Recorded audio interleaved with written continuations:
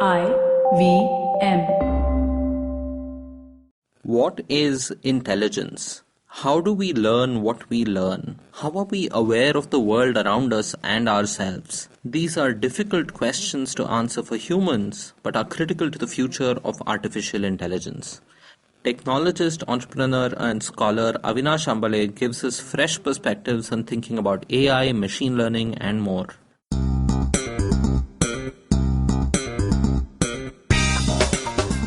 Welcome to the Pragati Podcast, a weekly talk show on public policy, economics, and international relations. I'm your host, Pavan Srinath. Avinash did his doctoral work in computational neuroscience and has since built 3 successful companies across continents. He returned to research on artificial intelligence 4 years ago and started Pervazive, a research lab on the math and science of AI. He splits his time between New York and Bangalore. Kannada Baratta. If you understand Kannada, do check out episode 56 of the Teleharte Kannada podcast, where we have a wonderfully complimentary conversation on intelligence and learning to our conversation here today with Avinash. We will start our discussion with him after a short break. We would like to thank HDFC Life Insurance for supporting this show. HDFC Life has created an online video series called Behind the Journey with some of the most interesting people from the creative and entertainment industry. It explores the stories that are behind the glitz and the glamour of the spotlight and the screaming fans. Let's listen to a snippet from the episode featuring actor Jitendra Kumar. Initially, जब मैं बहुत ऐसे कुछ चीज नहीं work कर रही है एक्टिंग में, तो मैं बहुत पैनिक कर जाता था. तो काफी लोग मुझे सलाह देते थे कि नहीं, मतलब उतना पैनिक मत कर, मतलब धीरे धीरे ग्रो करेंगी चीजें. तो जिस तरह से तुम्हारा काम धीरे धीरे ग्रो करता है, एक दिन में नई चीजें मिलती हैं. आई थिंक तुम्हारा जो फाइनेंशियल साइड है उस पे भी तुम्हें ध्यान देना चाहिए, और वो भी धीरे धीरे डेवलप होता है. वो भी एक दिन में नहीं होता, और वो होने लगता है. As Jeetu said, steady growth is a good sign for both your finances and the journey of your dreams. You can watch all episodes of Behind the Journey on the HDFC Life Insurance YouTube channel, youtube.com/HDFC Life. Take control of your personal goals with HDFC Life's financial solutions. Plan now with HDFC Life Insurance. Terms and conditions apply. HDFC Life Insurance Company Limited, IRDAI, registration number 101. Hi, I'm Pavan Srinath and welcome to the Pragati Podcast. I'm here with Dr. Avinash Ambale. Avinash, welcome to the show. Thank you. We recorded last week in Kannada on artificial intelligence, machine learning, and what those terms may mean and what reality is. And we had a wonderful conversation, and it's a pleasure to have you back here to talk in English about some of these very same things. To preface our conversation, what I really love about your background and how our conversation was on Teleharte was that you are looking at concepts like artificial intelligence with a neuroscience lens as well. So that's sort of where I want to start. Before we talk about artificial intelligence or machine learning, I think we don't quite know what intelligence is or what learning is, and we haven't unpacked that. I think I would take a step back, not even the neuroscience of it. But firstly, thanks for having me back in the white padded cell. So the inmates have taken over the asylum. So I would take a step back from even the neuroscience, because the neuroscience is trying to build a model, as somebody said, and I don't remember who said this. The map is not the territory. So neuroscience is still not the territory. It's still a map of the model of. It's still a model of how a mind would work. Of course, there's no definition of what a mind is. The step back, essentially, for me, would be to look at either the philosophy of it, which is the epistemology of which is how we learn what we learn, or the metaphysics of it, which is if we were to look at intelligence and sentience and whether we exist. All of those typically existential questions I would think that would come first, which is then followed by the neuroscience, which is one path, which is to say, yes, we've decided to say that the biological model or the wetware model of how something thinks is the model that we should approximate in a non-wetware, a machine world. Right. That is just one school of thought. There are equally valid schools of thought that think that the biological model should be discarded and you start from a blank slate. Okay. So hence, I think neuroscience is definitely one of the approaches. It's the strongest contender there is, because the biggest advances that have been made in the past few years, at least the past decade, has been on the back of neuroscience or the neurological model of how thinking works. But that said, it is worthwhile taking a step back, because Even neuroscience grapples with the problem of what is called NCC, the neural correlate of consciousness. So there is no specific correlate of what it is to think, which means that there are certain functions that we know, like if you see, it's associated with the visual cortex. But what is it to think? Right. That perceptual or qualitative feeling is something that there is no biological correlate for. So from that context, when NCC or neural correlate of consciousness is itself hotly debated topic, if the abstraction is okay, I would go back a step back towards the philosophy of it, the philosophy of cognition, the philosophy of mind, to figure out what these are, and then go on to neuroscience as one of the possible models to approximate them in machines, and then look at how well the machines are doing them or not, and take it from there. So that's possibly what we would look at. So here, this is interesting because, there was a lot of conversation. You've had Neil deGrasse Tyson and others talk about the growing disconnect between philosophy and sort of the natural sciences that has happened perhaps in the 20th century, where this idea is that you look at philosophers from 200, 300, 400 years ago, they were often also scientists, they were observers of the natural world, observers of humanity. There was a parallel evolution of philosophical thinking and a lot of scientific work as well. And he sort of says that, after quantum mechanics and relativity and so on, the sort of the human experience of the world is so far removed from the science of quantum mechanics or relativity and so on that sciences like physics diverged from philosophy. But here what you say is very interesting to me in that we have to come back to various philosophical ideas to sort of get back to thinking about problems like AI. It is because, I would go even further back than quantum mechanics to look at the split in philosophy that occurred, largely from Descartes, from Cartesian logic of mind over matter, right, which is where I would think the split happened. Matter, even before the quantum mechanics world, in the physical interpretation of it, is very determinate. Newtonian mechanics is very determinate. So if you look at the so-called soft sciences or the social sciences, everybody is supposed to have physics envy, because you look at Newtonian mechanics, you describe the way a particle moves in Bangalore, it would be the same as it moves in Boston. So there's no difference. Of course, they're perfectly modeled equationally. There's friction, which is different there here. So it is very deterministic. It's not stochastic. Hence the whole Cartesian split of mind versus matter, or I think, therefore I am. So mind, or the thinking, or whatever you call it, was and is a subject of Descartesian split, where you look at what is matter can be perfectly well described, of course, up until quantum mechanics. But then mind, going back to Descartes, and I can't remember when he was, around 14th century must be, is something that was never well described, could not be described, which was a very qualitative experience. So it goes back to then, I would think, when the split occurred. So what biology or neuroscience today, if I go into that for a minute, is trying to do is also recreate that kind of physics envy. Do we have one single model that can explain the functioning of how something as simple as, and this was an experiment that came out a few weeks back, results of an experiment that came out a few weeks back, is to see something very, very simplistic as how does your brain know whether to turn left or right? A model for that in biological world, a neural correlate, has been discovered in just two species. One is a fruit fly, and the other is a mouse. So the same laws that apply in the mouse apply in the fruit fly. Whether that works in the human being as well, we don't know. The subjectivity, which is an intrinsic part of the mind, is where I think the philosophical split occurred much before quantum mechanics. Of course, quantum mechanics world formalize that with the whole subjectivity of the observer, or the perception is altering the state of what you're observing, which is kind of true for the mental world as well, because what we take in from the sensory world is a subject of how we perceive it and not necessarily the reality, quote unquote, in whatever form or shape you want to define it, it exists. And this is also perhaps one of the reasons why we've had an entire generation of things which can be called quantum flapdoodle as well, right? Where people looked at uncertainties and things coming from the quantum world and tried to equate it with things around consciousness and so on. And there can be endless theorizing. Theorizing, exactly. But finally you need evidence to make some progress. Yeah, which is, again, if we were talking about philosophy and science, the evidence-based science is coming from the philosophy of science by Karl Popper, as you know, where if it is not falsifiable, it is not science. falsifiable evidence comes from philosophy. So that's the whole basis of what we call science today.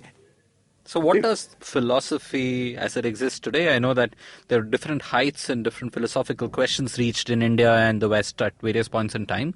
But today, what does philosophy sort of tell us about what is thinking or what is intelligence? Intelligence, roughly would be categorized. This is across, I would say, various disciplines where there's no specific definition. You would have a Stanford Binet a test for intelligence in psychology. You would have a neuropsychiatric assessment based on the number of connections in the neurons in the brain, which is more functioning versus something that is not as connected. Across the board, I would think the common sense definition, if I can call it that, not a philosophical definition, which is distilled from philosophy, is that you take in a lot of sensory information or data, as you would call it in computer terms. Take in a lot of data, process it, retain it, and then learn from it. As in, essentially learn from it is to know that if this piece of information, this piece of sensory assault that you're being subject to at this specific moment, is it different or is it the same as something that you had seen before?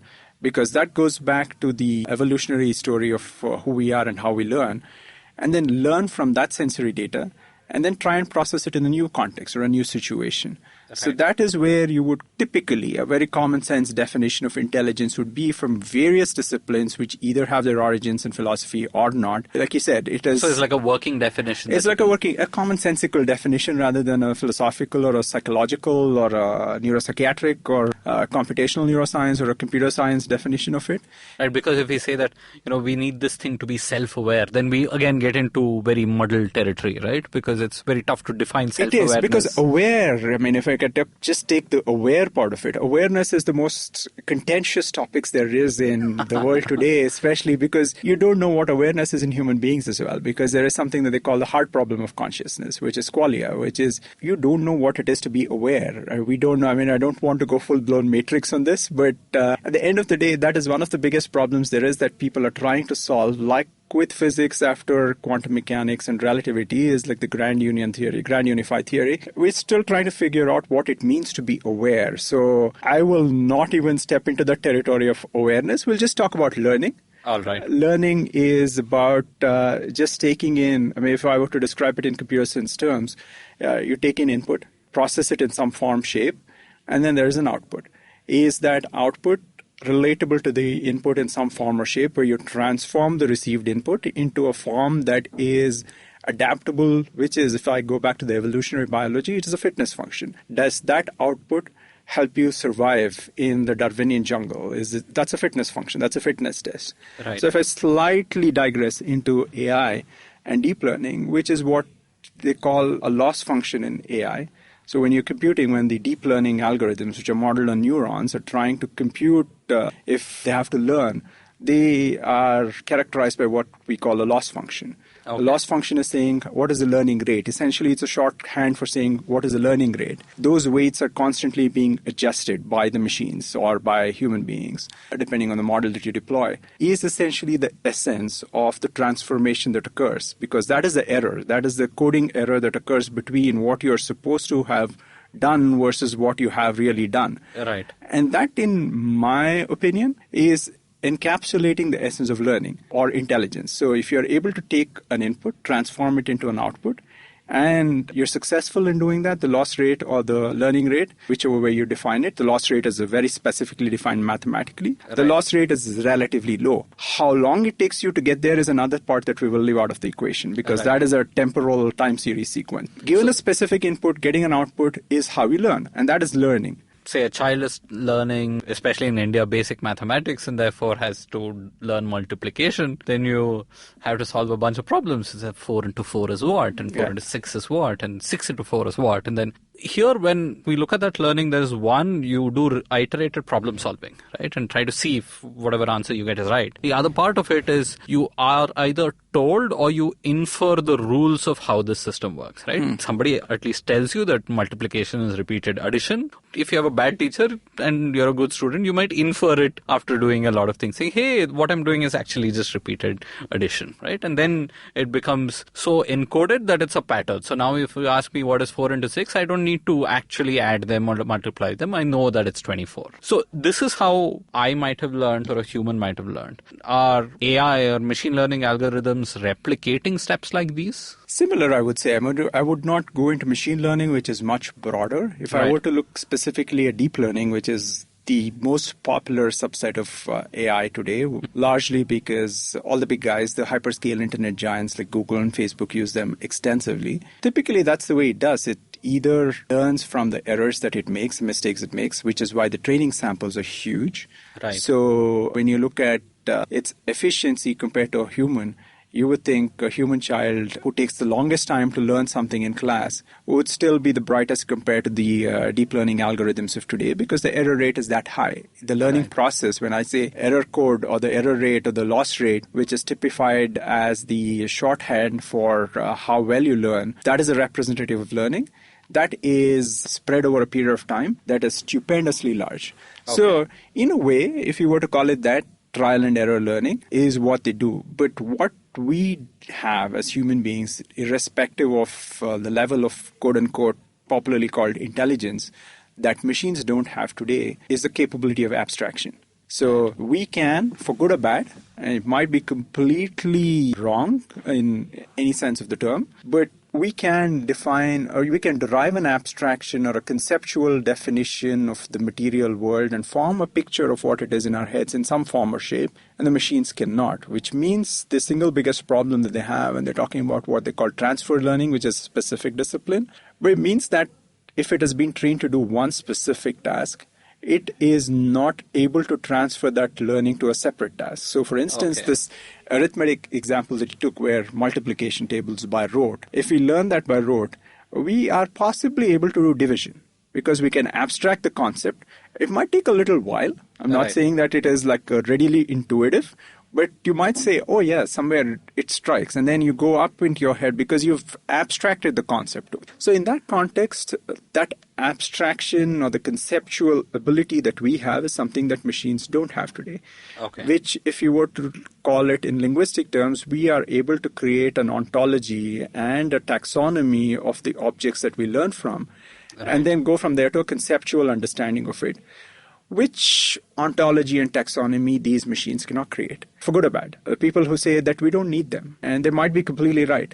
And there are people that say, this is the way it should be done because through bottom-up data, you're creating a top-down representation of the world. And that is what distinguishes us as human beings. That is Homo sapiens versus even, say, Neanderthals or the previous hominin species. Our ability to be successful as a species is because of our ability to conceptualize abstract information, which is money, God, religion. These are abstract concepts. We believe in them just because on the back note it says, in God we trust, or e pluribus unum, and I promise to pay the bearer.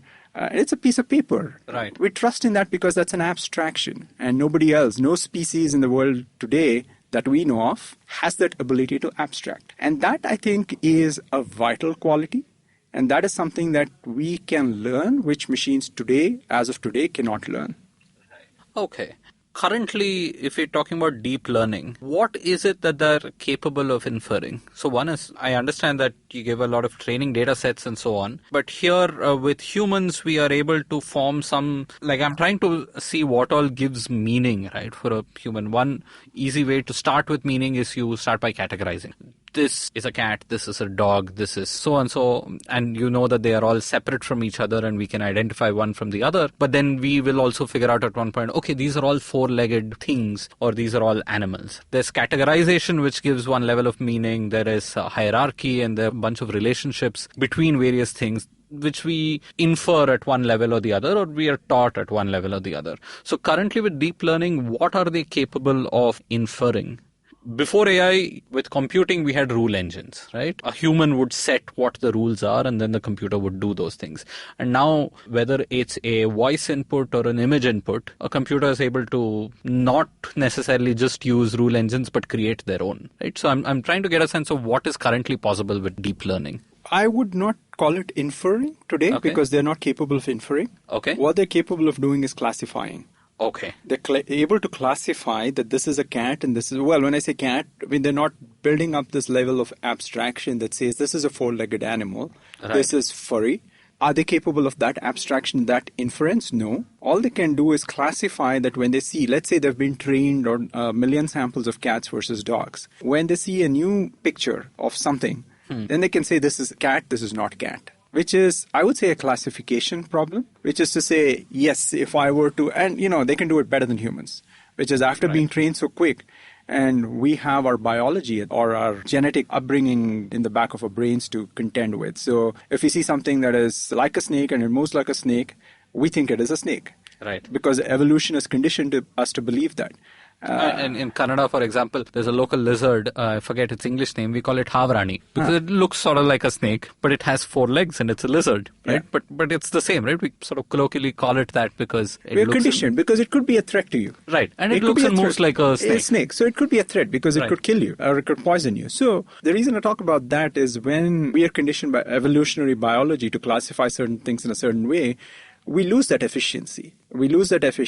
Which these machines are not conditioned by the same biology. Right. So which means that they can classify this much better once they're trained up. Possibly also, they're able to recognize nuances that is not visible to the naked eye just because of the visible spectrum of light that is hitting our eyes and human error. And, we woke up having a fight with our wives and then, we're in a not so good state of mind. So we're not able to classify whether it's a cat, whether it's a threat. All of those variables are out of the equation. So classification in that context is something that these machines or the deep learning machines do extremely well once they're trained up.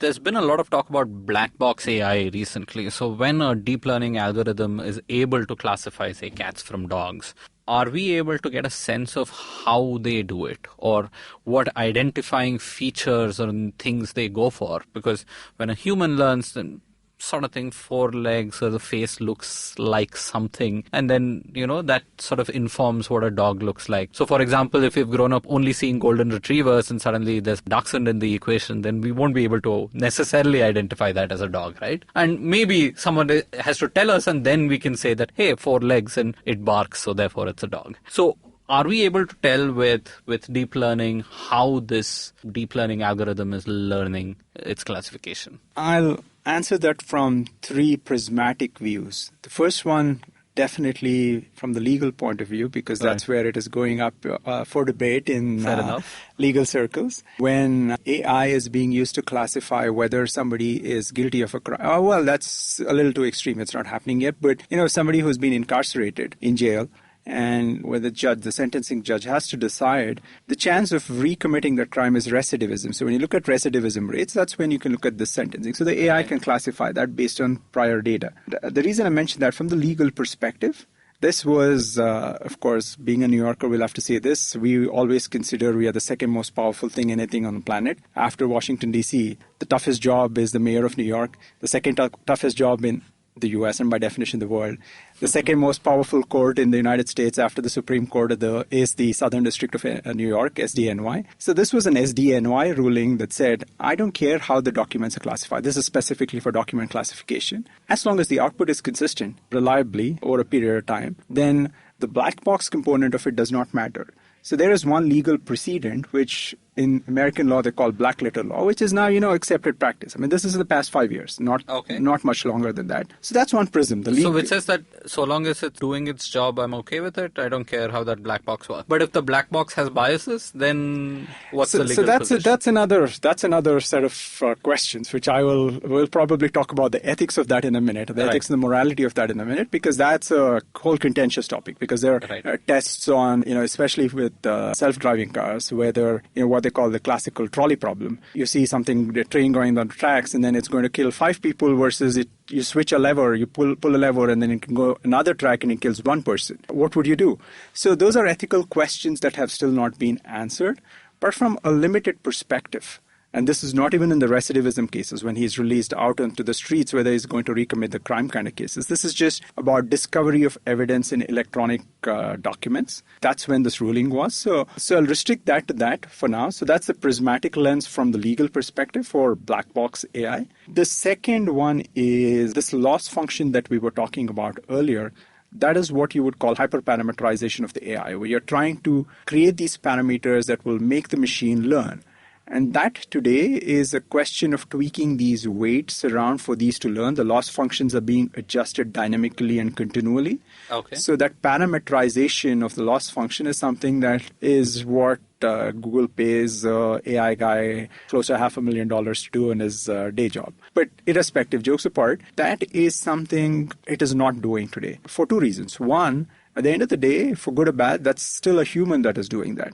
Right. And like all of us, especially all of us who came up the route of being engineers and trying to do all of this, we do not document what we do extremely well. And even if we do that, by the time we've designed something and written down the specifications and say, this is how we've tuned the parameters, this is how we've adjusted the weights of this loss function.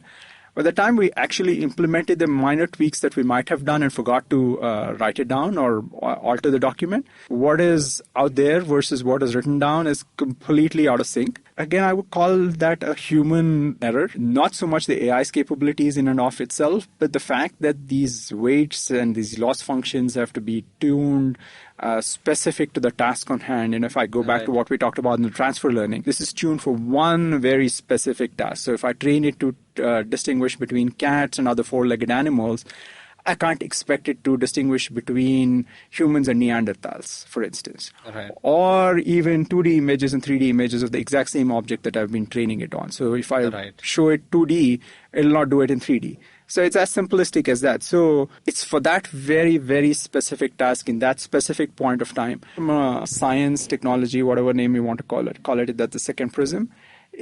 I would not say it's impossible. It's a human error. Can we do things to address it better? Which is, going a little meta on it and say, what can the machine tell us how it did it itself? It's still not there. So in a sense, we've gone from an era where you had hard-coded rule engines made by humans that a computer would execute with inputs to a place where it's not a human rule engine, but a bunch of parameters and other things that have been set by humans or tweaked by humans, which has allowed the AI to sort of create its own rule engines for classification. Is that a fair statement? That is fair because, again, in the rule engine, you had to explicitly describe all the variances. Right. And they say, if it is four-legged and it is run by batteries, it's not living. It's a toy cat or things like those. Those are exceptions. So the list of exceptions that you had to code was like in the bajillion. So here the exceptions you have to code are minimal. What you have to do is allow it to make those connections by itself, which is the emergence. So these neurons, which layer, which is similar to how in neuroscience it works, we don't know which specific layer of neurons are responsible for translating what we see into what we perceive as we having seen. It's the same analogy in deep learning, which uses artificial neural networks. You don't know which layer is computing this specific function. So all you know is that there's this input, which is bunches of images of cats. Thematically, it is being translated into vectors or matrices. Vector is a one-dimensional matrix, which is just a string of numbers describing this image in all its glory. It's just three colors at the end of the day, RGB, but irrespective. So this vector is being transformed into something. Right. Where, when, how is something that the machine does not know, the people who do it do not know. It is happening. So that's the third prism, which is to correlate it with neuroscience. The specifics of which part of the layer is doing that is something that biology is starting to discover or neuroscience is starting to discover. Ditto with the artificial neural networks, we can say with some degree of coincidence that this is possibly the layer that is translating the face of the cat, but we don't know that for sure. So I think those are the three prisms to say black box AI from. One is illegal, one is the human error, and the third is the essential unknowability of how it works, both in the wetware neurons as well as the artificial neurons. Okay. You're listening to the Pragati Podcast with me, Pavan Srinath. We'll resume our conversation with Avinash Ambale on AI after a short break. Hey everybody, welcome to another great week on the IVM Podcast Network. If you are not following us on social media, please do. We're IVM Podcast on Twitter, Facebook, and Instagram. Want to thank our sponsors this week, HDFC Life and Paytm Money. If you have a brand and you think that podcasting will work well for you and your brand, then please do get in touch with me. We are always looking for new brands to bring on board. On Paisa Vaisa, Anupam is joined by Archit Gupta, CEO and founder at ClearTax, to talk about investments, expenditure, and tax planning for FY 1920. On Advertising is Dead, Varun is joined by Harshil Karia, founder and managing director of Shebang, to talk about being a professional in the media space today. On Litnama, Lakshmi is joined by our producer and the host of Tapri Tales, Madhuri Advani, to discuss the art of storytelling and the nuances of her eccentric characters. Speaking of Tapri Tales, this week Madhuri tells the story of 3 generations of women bound to each other not by blood but by dreams of building a roof together. On Agla Station Adulthood, Ritasha shares what's on her playlist and watch list. And on Mr. and Mrs. Binge Watch, Janice and Anirudh highlight the best and worst of the Oscars. On Storytellers and Storysellers, Vineet is joined by the man who manages Bhuvan Bam, Rohit Raj, and the head of TVF Play at The Viral Fever, Vinay Pillai, to talk about the growth of the online digital space. On Ganatantra, hosts Aryu and Alok are joined by Pranay Kotasthane to talk about fiscal federalism. On the Edges and Sledges Cricket Podcast, DJ Ashwin and Varun talk about India's first 2 losses in the ODI tournament against New Zealand. On IVM Likes is Abbas's last episode as an IVM staffer. Join him, Ritika, and Antariksh as they talk about movies which have multiple plotlines that come together in the end. On our Kannada podcast, Thale Harate, space entrepreneur Narayan Prasad joins Pavan and Ganesh to shed light on SpaceX, to space tourism and satellite warfare. On Simplified, Chuck, Narayan, Tony, and Shrike talk about anti-naxalism. And with that, let's get you back to your show. Welcome back. I'm Pavan Srinath and you're listening to episode 130 of the Pragati Podcast.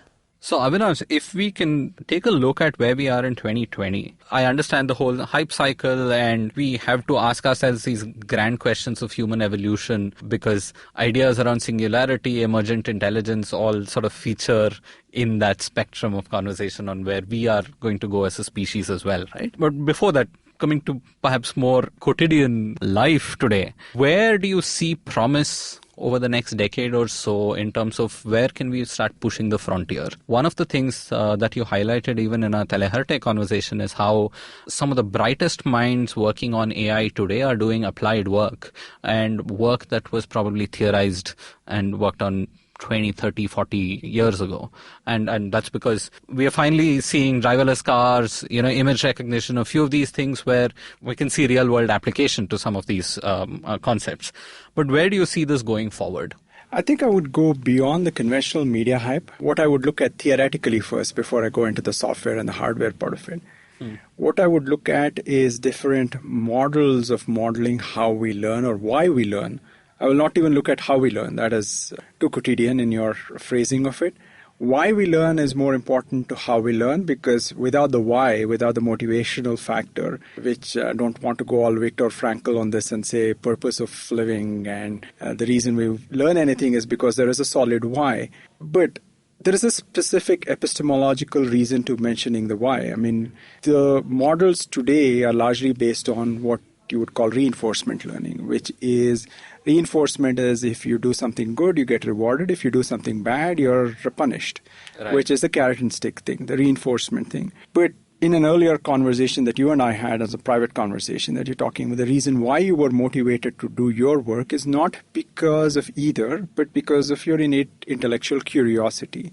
There are certain things that we are propelled to do because, we have an innate intellectual curiosity. Curiosity drives what we learn. Maybe not a large part of it. Maybe there are physiological factors that are taken care of that will facilitate that. We will set that aside for a minute. But one of the larger aspects in the theoretical aspect of learning or why we learn what we learn is curiosity. And the models of learning today in machines don't approximate curiosity-driven learning. Because curiosity there's no carrot and stick. There's no carrot and right? stick. And instead, what's driving you is a certain hunger, right? Yes. You want more information. You want more information and you want to synthesize that. And you want to be able to connect disparate strands together to fuse a grand hypothesis. And that, the couple of works that some of them are Indian kids as well, that are doing that work out in Berkeley, that sounds very interesting to me personally. The media has not rewarded it with the kind of attention that I think it should get. Again, this is a personal opinion because the academic breakthroughs by Geoffrey Hinton, who is the father of deep learning, in the past few years have been lackluster. And there's this huge fight. I would say fight is a friendly argument. You can call it whatever terms. That even happened in the past week about the front runners of the field of deep learning who don't know what to do next. This is a publicly televised panel with Geoffrey Hinton, Yann LeCun, and Yoshua Bengio, somewhere in New York in the past week, who are essentially, they didn't say it in those words because they're scientists and they're prone to being, very precise with their terminology, but as a lay reading of it, it looks like they're clueless about what the next direction is. And the reason I mention this is I take this very specific example we were talking about earlier with image recognition of 2D versus 3D. So Geoffrey Hinton, who did the whole grand work of classifying, which is the deep neural networks, so deep learning and artificial neural networks, he came out with something called capsule networks to take care of this 3D recognition problem, I think in November 2018 or 2017. I forget the specific year. That's not yet proven. That was a big if you can call it that argument on the panel, is if capsule networks, his student talks about, we don't know if it can do 3D. So the advances that we were to look at it from the whole spirit of scientific inquiry, advances that the old guard, if I can call it that, is still incremental. What incrementalism unfortunately does is it validates a previously held position, or as they say in science, science progresses by one funeral at a time. I don't wish death upon any of these eminent gentlemen. At some point of time, till the old guard recedes in some form or shape, all that is happening is incremental advances over what they had or their cohort of influenced people, which is essentially the citation rank, which is what Google runs on, the page rank. And so from that context, incrementalism is possibly not the best way, and that is all because it's reinforcement. So if you look at curiosity, I think for me that would hold a lot of promise. So sort of curiosity-driven learning algorithms are still very much in their infancy. Very much. They are theoretical. Do they have applications? They're being used, as far as I know this is 2 years back, in the gaming industry. They've used, well, I wouldn't say gaming industry is too broad a term to use. They have tested it in the gaming industry. Okay. It's not used. Right. Especially when we're talking about computer science and AI, there is full-on theoretical computer science, which could even be pen and paper work. But a lot of the time, it's about testing out algorithms and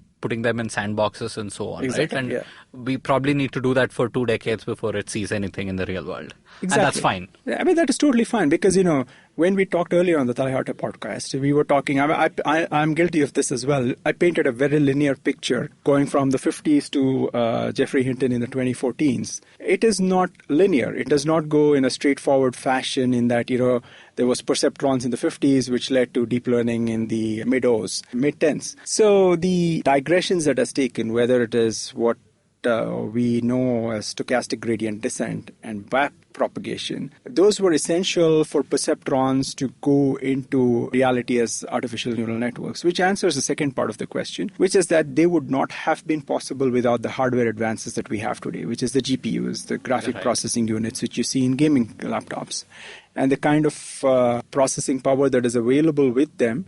Right. If that were not available, if you were to look at it as a typical scientific experiment, you make one out of 3 variables, you make one thing constant. In this case, let's hypothetically say, let's make this constant, hardware is constant, that it's not increased or progressed. Right. In which case, if GPUs had not existed in the mid-O's or mid-10s, we would not have had the deep learning revolution of today.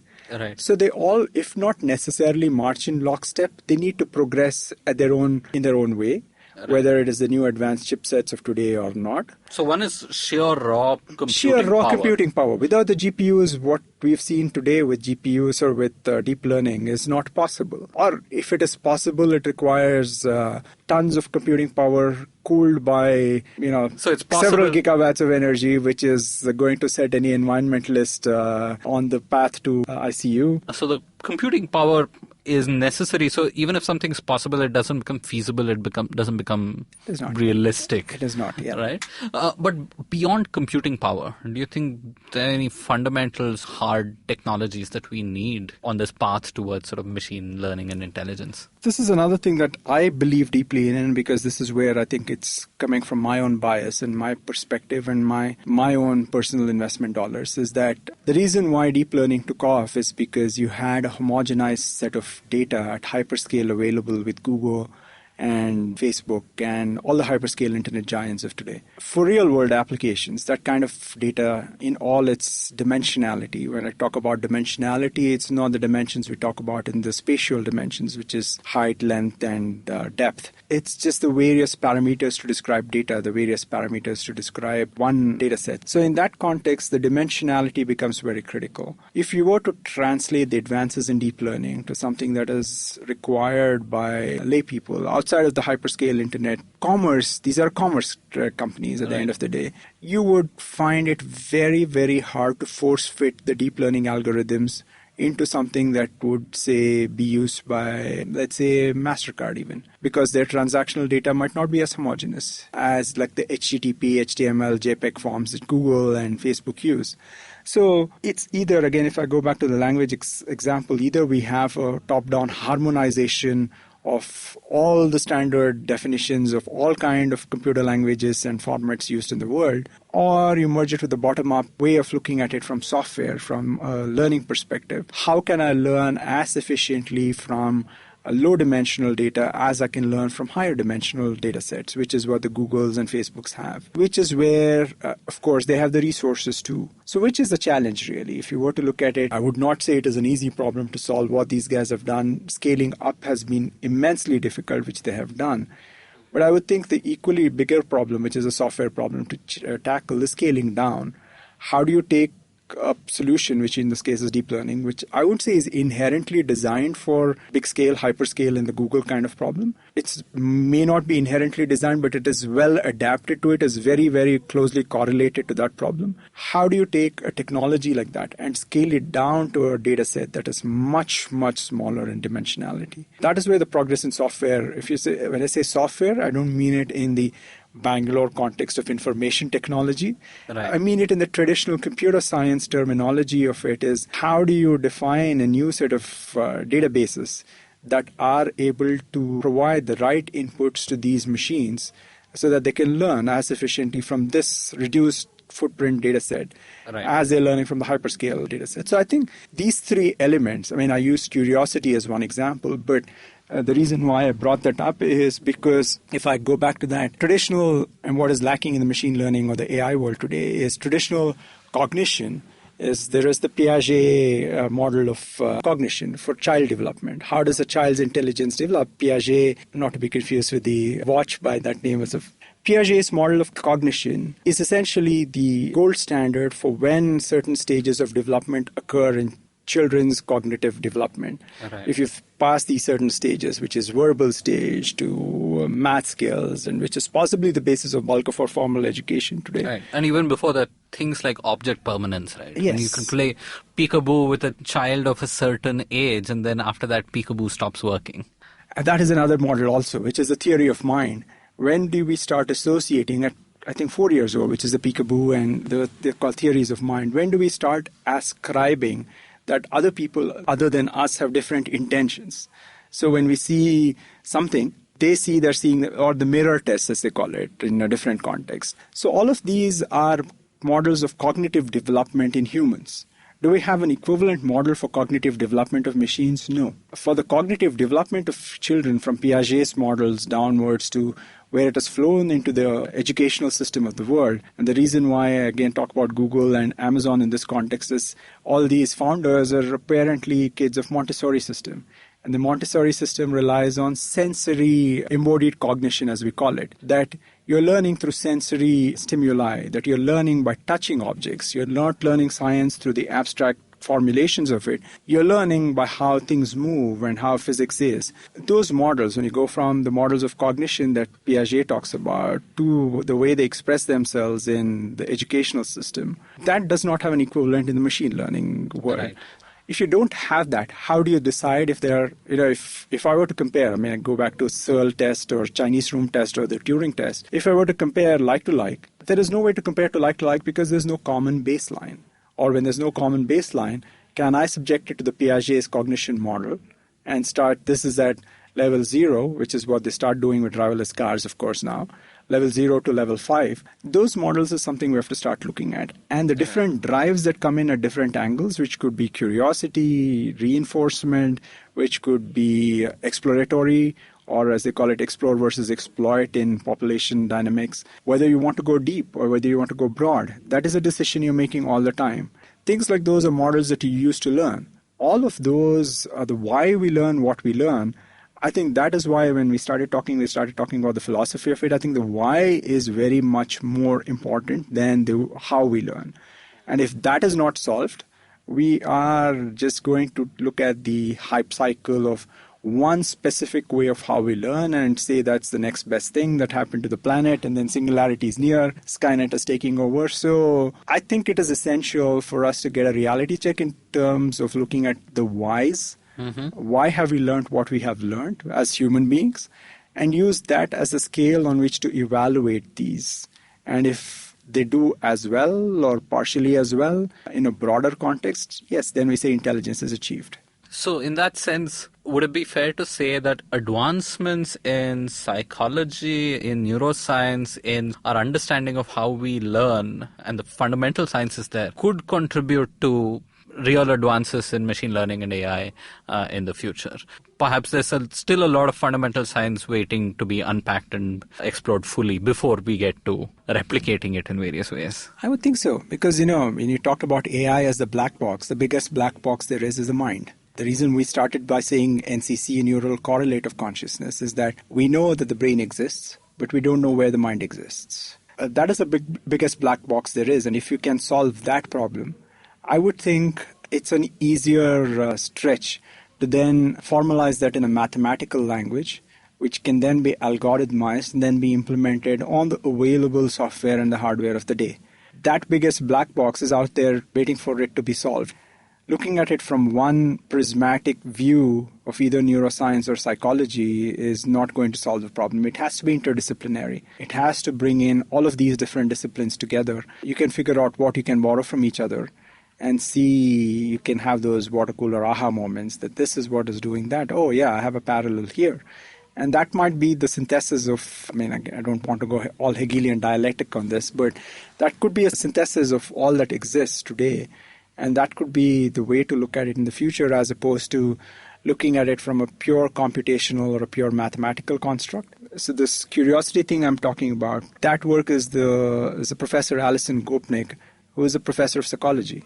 Okay. She is not a computational person in any sense or term. It is worthwhile looking at these different models. And people are already doing it. And I think they've always done it. But only one aspect gets magnified. Thank you so much, Avinash, for joining me on this conversation today. I like that we have, in this AI, quote-unquote, conversation, we have stayed far away from public policy, real-world impact, and so on, and actually spend some time on what learning is and how far we've come, because I think it's extremely important. And I really like that we're doing this on the Pragati Podcast, because a lot of the times when we're talking about public policy, we don't quite get the premise, right? So if we're talking about AI and policy, obviously there are already real-world ethical and other implications that people are dealing with and have to deal with. But at the same time, if we are talking about who is going to even own the IP of new machine learning algorithms and other things, there's a big race that's going on already between US and China. And we really need to think about what are our long-term investments that we're making in research and other things. And they might have more disproportionate impact on our future than who owns which image recognition and pattern recognition giant today. So I'm really glad we had this conversation. Thank you so much for coming on the Pragati Podcast. Thanks for having me again. Thank you for staying with us till the end. If you have any questions or comments, do write in to podcast@thinkpragati.com. And hey, if you like the podcast and listen to us on iTunes or Apple Podcasts, please leave us a rating and a review. It'll mean a lot to us. The Pragati Podcast is available on the IVM Podcast app and pretty much every other podcast app and platform. We are there everywhere.